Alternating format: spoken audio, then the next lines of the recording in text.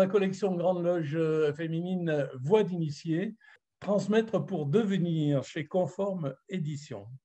Étymologiquement, transmettre, c'est envoyer à travers. Alors ma question, faut-il se centrer plutôt sur le maillon ou plutôt sur la cible?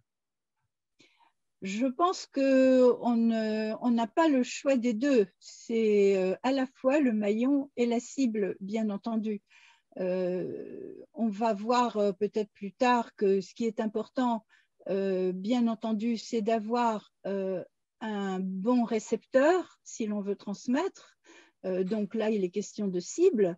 Mais à partir du moment où on s'engage dans la voie de la transmission, chaque maillon est important puisqu'il s'agit avant tout d'un lien, d'une chaîne, aussi bien à travers le temps qu'à travers l'espace. Donc, chaque maillon est important et la cible doit être choisie avec soin. Alors, quand on parle de transmission, on pense souvent, et les politiques s'en servent, voire en abusent, des devoirs de mémoire. Et dans ces devoirs de mémoire, parfois ils sont individuels, parfois ils sont collectifs, et on s'interroge, quelles sont les tendances évolutives de nos sociétés, et en particulier en maçonnerie? Pour les tendances évolutives de notre société, je ne peux engager que moi.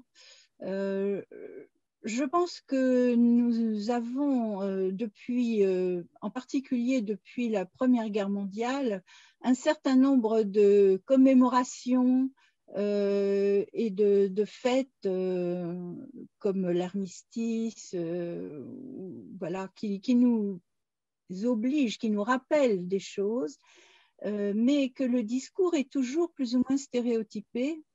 Et je ne suis pas sûre qu'il parle vraiment au cœur des gens et en particulier au cœur des enfants. On parlait de cible tout à l'heure. Si on veut véritablement rester dans la mémoire de ce qui fut sur le plan historique, ce sont les enfants qui sont nos cibles principales. Et je n'ai pas l'impression que nous leur parlions à travers en particulier les cérémonies officielles de manière suffisamment claire et suffisamment entendable pour eux. En ce qui concerne la maçonnerie, c'est une autre histoire, puisque notre façon de transmettre est un peu particulière. Bon, nous avons bien entendu nos historiens et nos historiennes, mais nous avons aussi une autre façon d'honorer la mémoire de ceux qui sont passés à l'Orient éternel, comme on dit. Si on parle des vecteurs, vous écrivez dans votre livre, on ne transmet pas un métier avec des techniques.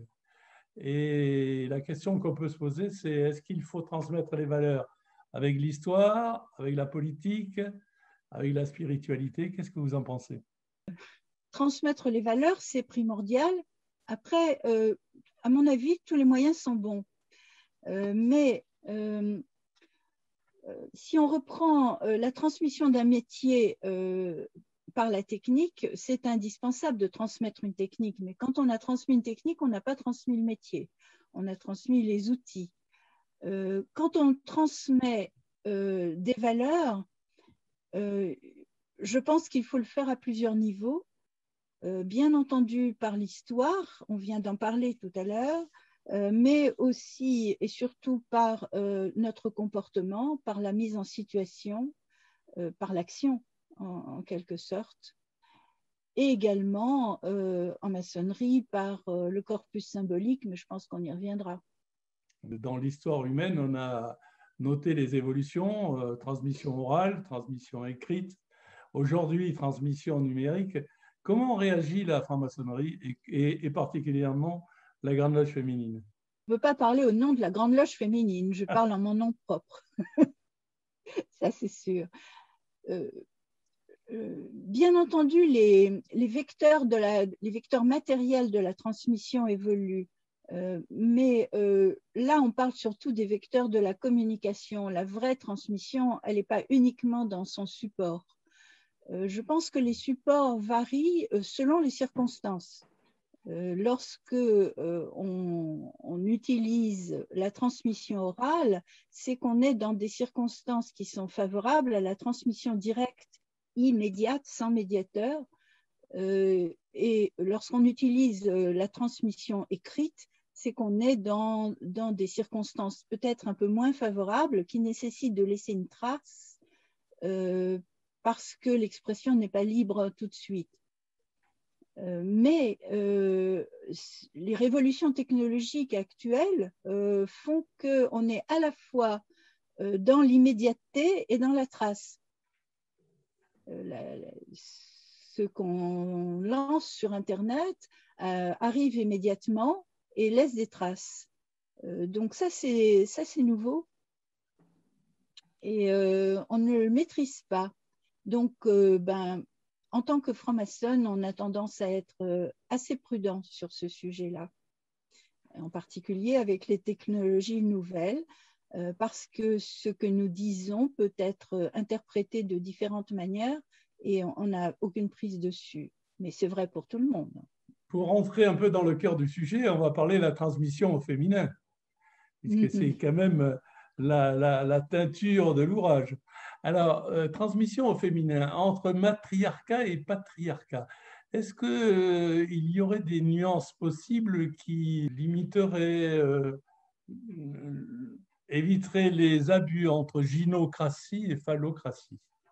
On a toujours tendance à confondre patriarcat et phallocratie, matriarcat et gynocratie. En fait, c'est une question de pouvoir.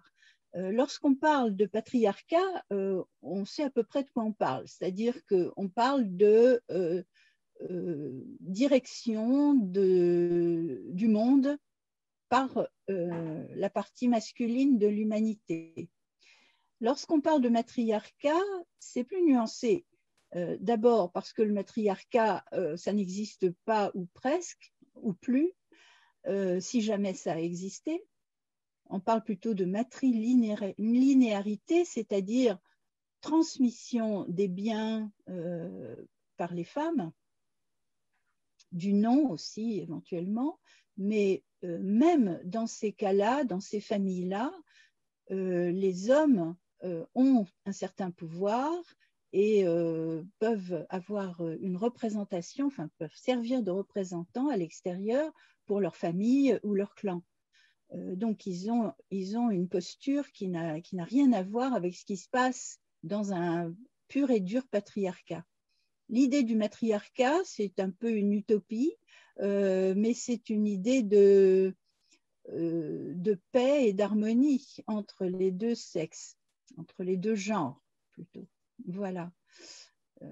Et donc, sûrement pas une gynocratie. Aucun intérêt. Bien sûr, on est tous d'accord sur l'important. L'important, c'est de transmettre du sens. Et la question qu'on peut se poser, c'est faut-il privilégier la réponse ou privilégier le questionnement? Et pourquoi? Je pense que quand on est dans la transmission, on est d'abord et avant tout dans la transmission du questionnement. Dans la transmission, plus exactement, de la faculté de se questionner. C'est-à-dire que ce qu'on transmet, ce sont des moyens qui vont permettre au récepteur, à celui qui fait l'objet de notre transmission, de se poser un certain nombre de questions qu'il ne se serait pas posées autrement et de trouver ses propres réponses. L'idée n'étant pas de lui donner des réponses toutes faites parce que là, on va vers des dérives sectaires ou autoritaires et on n'est plus du tout dans la transmission, on est dans quelque chose d'autre. Voilà.